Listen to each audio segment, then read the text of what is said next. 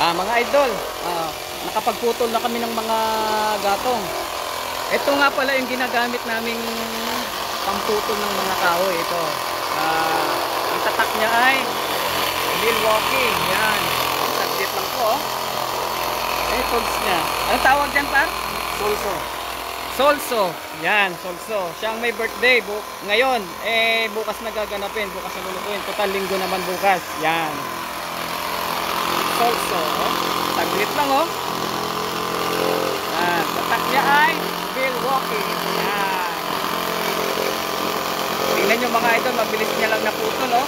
Tingnan nyo. Oh, grabe.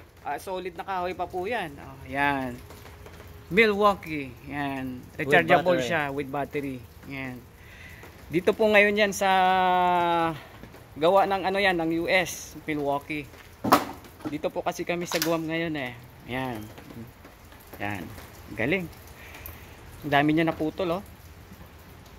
Ang lalaki niyan. Ang mga gamit po kasi namin dito puro rechargeable para kahit saan po dalhin, tulad po niyang ano, yan. Circular niya. Oh, Milwaukee din po yan. Ayan. Aha! O, tapos yung battery niya ay M18. Yan. Yan po. Oh. Makikita niyo po yan. Yan. Ang gloves alright. niya ay... Tapos ang gloves niya pa ay Milwaukee din. Oh. Kompleto. Ay, salamin ko din po. Milwaukee. Milwaukee, baka naman. Milwaukee, baka naman. Okay, salamat po. Sana nakapagbigay kami ng idea sa inyo na mabilis makaputol ng mga kahoy yung ano namin, silso. Yan. Aha. Alright.